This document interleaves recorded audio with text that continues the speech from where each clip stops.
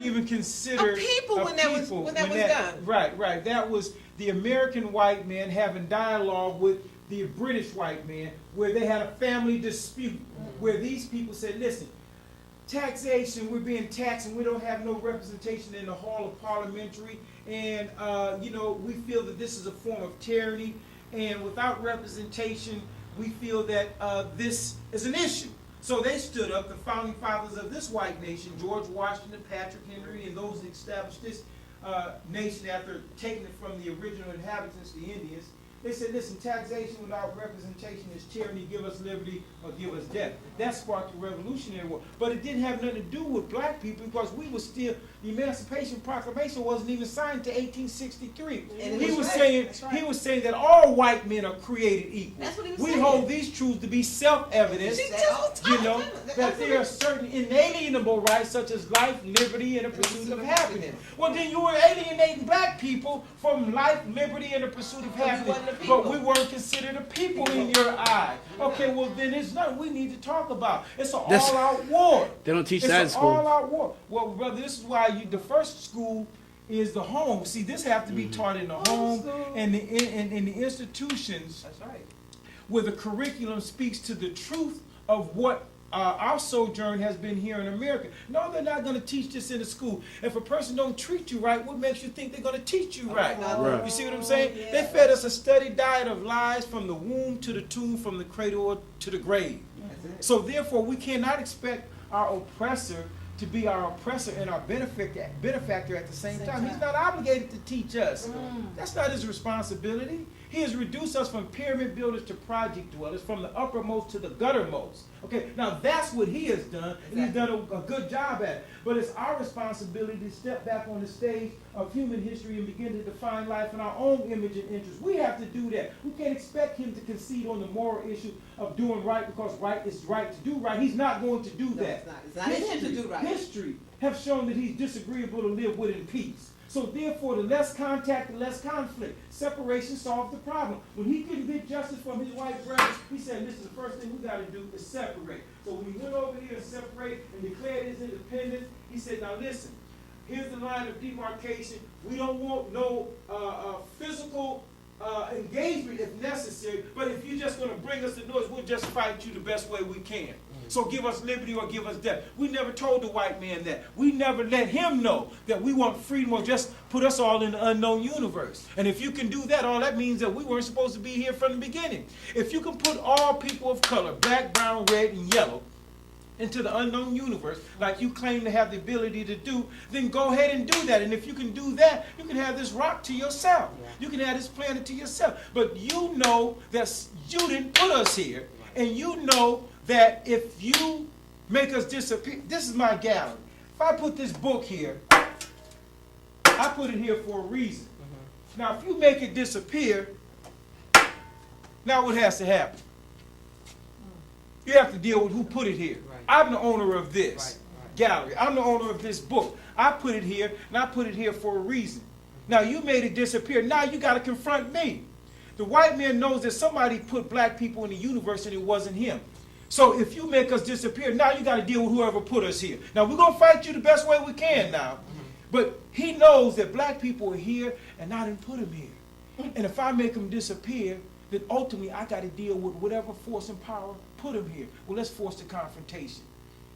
That's what King was doing. King was moving up on them. That's what Malcolm was doing. You know, agitating for freedom, justice, and equality. And since that irritates you, then get rid of all of us. And if you can do that, all that means that black people weren't supposed to be in the universe, and you became so irritated with our presence, you decided to make us disappear. I can't do it. All right, now, let's see if you can do that. But don't leave one of us living, if you can do it. But you know that you didn't put us here. For the most part, you think that we didn't put ourselves here, and you know that if you make us disappear, you got to deal with whoever put us here. Well, I'm going to force the confrontation because we're going to constantly irritate you until you concede and allow justice, freedom, and equality to be the order of the day, or get rid of all of us. Now, if you can do that, now you're going to have to deal with whoever put us here. And you know you can't do that. And we're going to force that hand, though, because we're going to constantly irritate you. So, in order for us to become a sovereign nation, what needs to be done? What did he do? He just made a declaration. What did the white man? He just said, listen, taxation without representation is tyranny, give us liberty or death. All right. Now, if he took that position based upon economics, then we are morally in the right to take it based upon our lives being at stake. Look at Trayvon Martin. Yeah. Look at Oscar Grant. He's killing us daily. He's auctioning our lives off daily. See, and we haven't confronted him in that manner. See, it's going to get down to a hostile blood struggle at the end of the day. See, it's going to get down to a hostile blood struggle. We're trying to pretend that it ain't going to get that way. It's going to get that way. He's going to force it. Because when he sees the pendulum of time swinging in our direction, as it is doing, then he's going to be more aggressive in his efforts to make us disappear. So it's going to get to a blood struggle, a hostile blood struggle. What are those FEMA camps that they have going on now? They have those FEMA camps. You go in those old train stations and stuff. They have actual places. You go in a gate, videotape. Well, you have a camp up there. You go in, you can't come out. Those are hidden concentration camps that can be converted at any point in time of detention centers. Yeah. You see, for any urban uprising, we have the ability to contain, cordon off the community, and restrain any dissidents for internal security reasons. You know what they call them? Terrorists. Yes. Well, truth terrorizes the white man. They tell you the truth. That terrorizes. They can name anything a terrorist. But where's that book? Now, if this is not terrorism in its fullest, then don't tell me anything about terrorism. Not this at is all. terrorism, sister.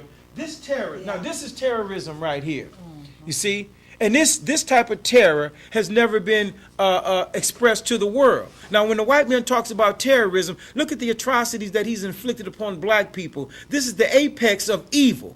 Now, if we're not dealing with a terrorist in terms of this Caucasian, then you go get me someone whose evil has run parallel to the white man here in America. Oh no, the brother ain't got no. See, they ain't got no pies up in here. See, so you know, all that truth right there. Picture speaks more than 1,000 words when it comes to us. And we're direct descendants of this experience. We're direct descendants. We're direct descendants. We don't know the damage that this type of misery has caused psychologically on the black people. See what I'm saying? This is this type of a murder of people simply because they're black. Right. See? Simply because they're black. And why? Because he knows that we are the original people, and he knows that. We reflect the image of God. Absolutely correct. He knows that. And you know what? See, he knows that. My mother and my father, I never heard this information from them. When I was growing up in New York, Malcolm X was bad. Martin Luther King, I'm from New York. Staten Island. Yeah, I'm 116th Lenox Avenue. Okay, and so so we never heard this, but now I'm hearing it now because of this they were quiet because they didn't want the same things to be happening to them. Right. And I was just talking to somebody. They said in New York, I said I remember the water fountains. You know, black only. They said, and I remember going to the little local church, and I'm as a little girl wondering, wow, all us up here in this balcony, and I'm looking down over the balcony of this church. Summerfield give me a Bible, and I'm hungry. These white people coming over to these different continents, giving these little black kids these Bibles, and then leaving them, and then you take all my land. You give me the Bible, I close my eyes, and you take my land. Yes. That is the intellect. That's to quiet your consciousness, to make you non-resistant when he comes to put his aggressive move down and to take the raw material and the resources and the land. So he gives you a belief. See, he has to quiet you through a teaching. Basically, it's intellectualizing you out of your originality. I said making people less aggressive is crazy because I heard it's like as Brother Malcolm stated, it's like Novocaine when you're in that chair and the dentist is going to pull your tooth. He knows that you're going to resist it and you're going to fight it. So to keep you from fighting, what does he do? He sticks a needle in your jaw and he injects it with Novocaine. Novocaine numbs the operation or the area that he's going to normally get resistance from you in. So he's shot a big Novocaine in the brain of the black man that made us numb. So he's injecting this pain on us each and every day and we don't feel it. And because that dentist is pulling your teeth, he's pulling it and you're suffering peacefully. You're suffering non-violent. You're suffering now, but you don't understand the depths because you don't feel the sensitivity, so you suffer peacefully. So he wants us to suffer peacefully. He wants us to be willing participants Yeah, basically. in his mind-murdering efforts of our people. See, he don't want us to put up no resistance. Because when we put up resistance, he knows that the universal and the cosmic law of correction will back us. See, he knows that the universal law of cosmic correctness and connection will have to back us. See? Extension of the Willie Lynch theory. See? Absolutely correct. So this is a long, drawn-out, protracted Oh, struggle. man. Oh, yeah, it is. See? And it ain't no shelter in the rear. Everybody got to be in this battle. Everybody. He's engaging us in such a way where the color of your skin is your uniform. It's not going to be a thing where I'm not in this sector of people. No, the white man say, man, you look, nigga, you black, you in it whether you realize it or not. He's engaging us in a race war. That's what he's doing. See? Exactly. And if we don't wake up and understand Yep. what's going on, Waking up. We gotta wake up, and we cannot be so caught off by some of the things that they allow us to see. well, that's the image overtakes reality. When Yeah. a person can create a certain image, when a person can create a certain image, it overtakes the reality. How you doing, sir? Words. Yes. Okay. All right. Image overtakes reality. They always come spying like they I know interested. that. I know that. They always come in here. That's what we were in the store. as And though- as I though- like I as come though- up like I'm a veteran. I'm like, Yeah. get up out of my business. I looked at him like, yeah. No. They always set plants amongst you to study your pulse speed, to get your temperament, see what you're thinking about. See, when black people come together, there's only so many things we can be talking about. We're discussing him and his society, and they know that. They know that. You're absolutely right. There aren't but so many topics that we can be talking about. Wow. One is the miserable condition, how we got into it, what ways and means possibly we can get out from it, and who's the perpetrator, who's the collaborator, and who's the benefactor. They know that when we come together collectively, we're talking about them. Right. Exactly. That's right. And anything other than that, it's idle conversation. If we're talking about something other than this condition that we're in collectively as people, that's idle conversation. We ain't supposed to be engaging in no idle conversation. They're doing a good job with that with young people, my generation. Yeah, I 'cause know we don't that, talk. son. We don't talk I know that. none about and, it. and it's enough to make a brass monkey cry, brother.